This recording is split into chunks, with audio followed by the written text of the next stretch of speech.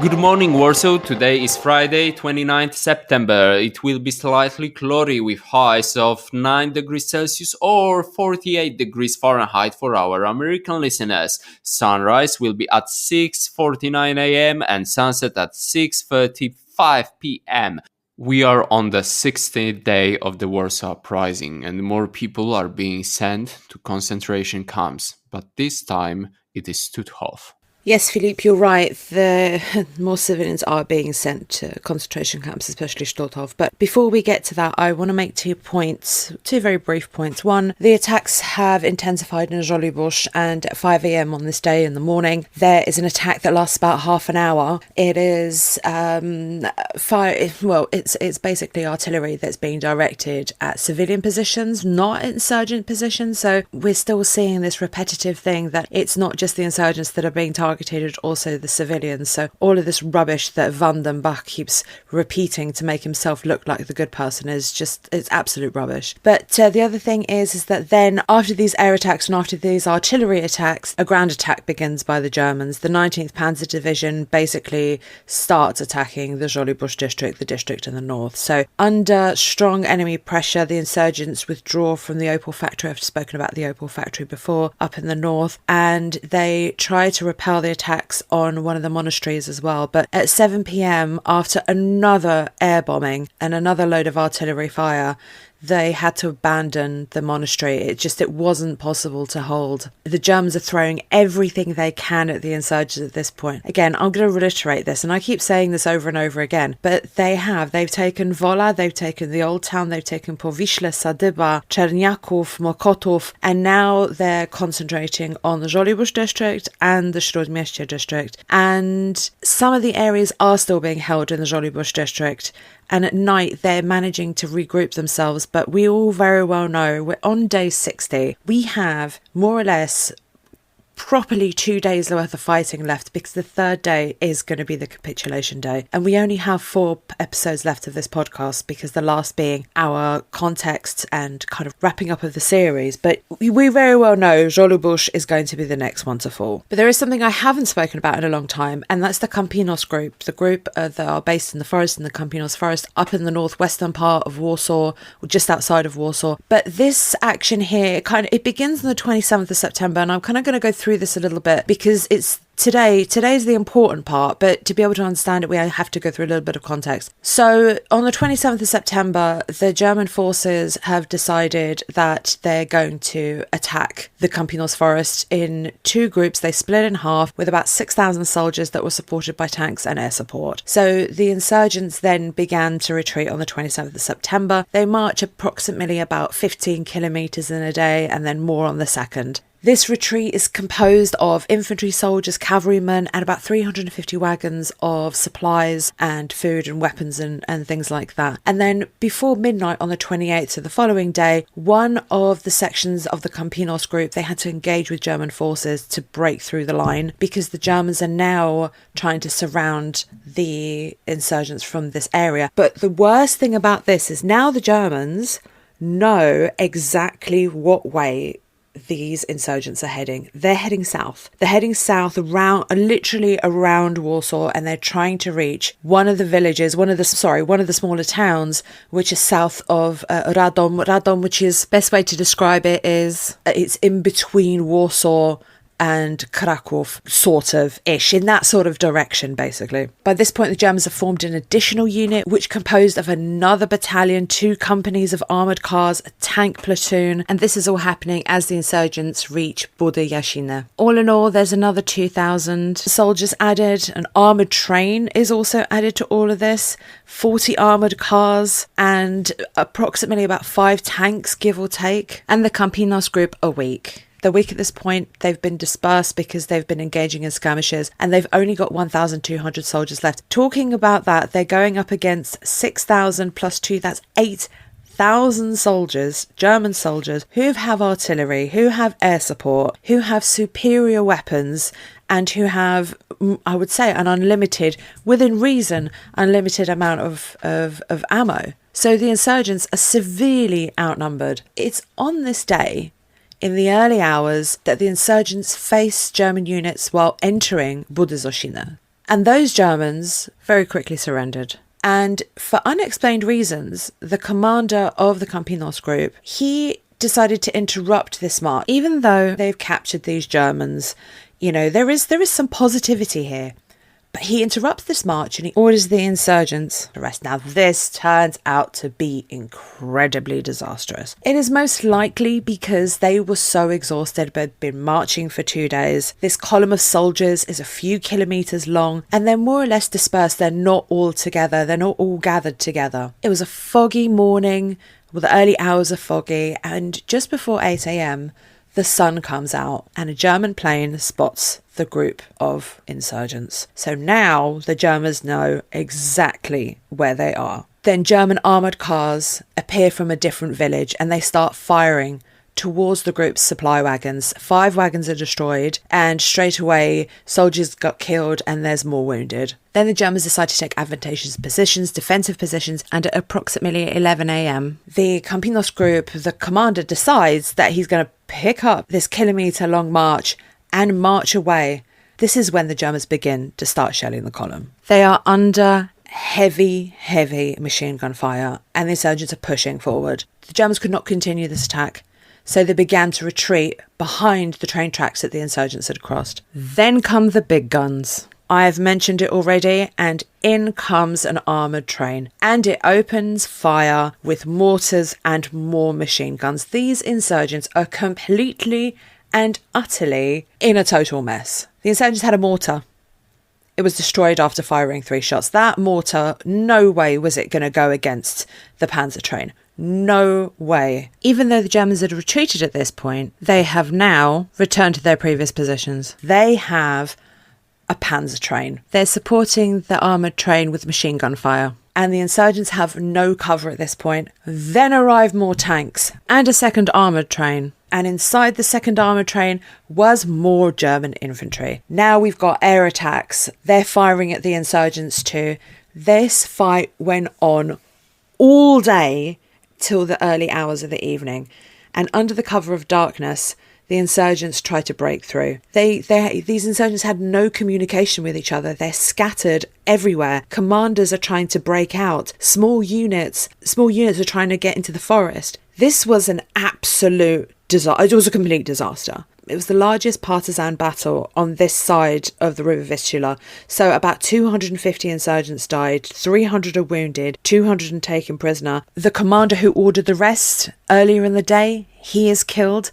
Almost all the horses are either dead or have gone. All the carts with ammunition and supplies are lost. It's a mess, an absolute mess. But the Germans also suffered many losses. So 300 German died, several tanks were destroyed, and one of the observation planes was shot down. There's a couple of interesting points in this, Alina, isn't there? The first one I was thinking, armoured trains are still making an appearance, and the armoured trains kind of, I suppose, imagine the heyday of the armoured train was, I suppose in the end of the First World War, in the sort of the chaos of like the Polish-Soviet War, they played a big role then, and which is 20 plus years before where we're talking about. We don't usually think of armoured trains, I suppose, with World War II so much, but they certainly played a huge role in the September campaign in 1939 in Poland. The Germans put quite a lot of money into armoured trains, as had the Poles by that point. And it's interesting to see them still playing a role, in 1944, right at the end, because it was a sort of a technology and a military idea that arguably its time had been gone. But they're still in the field, and they're still proving reasonably effective, particularly against an opposition that didn't have armour. I think that's the crucial point. So it could be the biggest dog in the field, as it were. So that's quite an interesting point. You see the armoured train there, and then the second one was that there were some Hungarians in that particular engagement. I think, is that right? No, you're actually right. What's really funny, we've spoken about Hungarians before, but in this specific battle, there were Hungarian troops that were stationed with the Germans at the time, and they pretended to take some of the insurgents prisoner, and then they'd actually let them go. So in Budy-Zoshiny, the Hungarians actually even took up arms to help the insurgents from the attacking German soldiers. It's absolutely brave of these men, turning their backs on the Germans. These men were absolutely amazing. Yeah, but it's one of those elements we've said before about how many sort of multinational elements there are to the AK, to the Home Army, but there are also Hungarian elements that being particularly in the sort of security ring that the Germans threw around Warsaw. Parts of that were held by Hungarians because they were viewed by the Germans, and to some extent with justification, as sort of inferior troops. They didn't really trust them. They didn't think they'd do a particularly good job. But they were still just about formally allied to Germany. That they would fall out of the war, I think, in October. I think in the following month, they would fall out of the war under pressure from the Soviets. But that said, so they said they are on the German side here. But between the Hungarians and the Poles, there's this sort of long-standing, I wouldn't say alliance, but a sort of a noble alignment, as they would have put it, a brotherhood. Yes, they both saw themselves as noble nations, i.e., nations that were largely made up of and governed by their nobility. And also rebel nations as well. So throughout most of their history, they had been occupied by foreign powers, and they had grown up to see themselves as, the sort of perennial rebels of Central Europe. So there's a lot of sort of similarities in the history, and there is some sort of fellow feeling, isn't there? So it's interesting in this example that some of those Hungarians actually sort of helped the Poles, the Home Army soldiers, for example, pretending to take them prisoner and then letting them go, and, actually fending off the efforts of the SS to sort of do them harm. So it's evidence of that.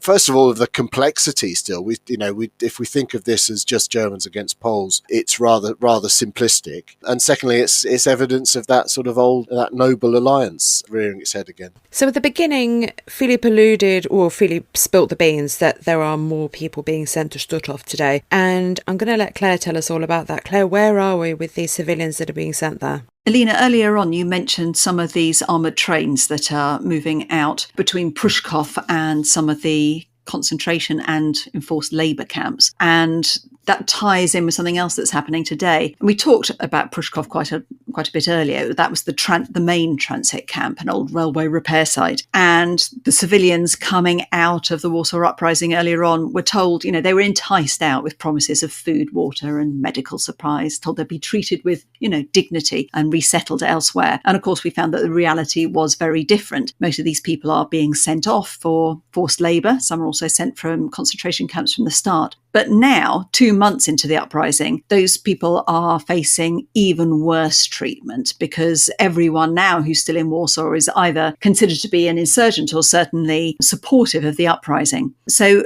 any men that are leaving now, civilians are pretty likely to be executed, usually shot, or to be sent. Some are sent to prisoner of war camps. I think about 55,000 people from the Warsaw Uprising altogether were sent directly to the concentration camps on those trains leaving Pruszków. Auschwitz, they got about 13,000 from people from the Warsaw Uprising. They're mainly women and children because the men are largely being shot. Belsen received a similar number. But today, on this day of the uprising, 1,258 civilians and some insurgents within that group were sent to Stutthof camp, and that included 40 female Home Army soldiers. And amazingly, we have some testimony from one of them. It's fascinating testimony. I mean, some of it sounds so familiar to the stories that we've heard elsewhere of arriving at the camps with barking dogs. She says the Germans hit us with whips. She got hit on her head. The person next to her got hit on the back. And then they're left standing in the open outside the camp until it opened its gates at around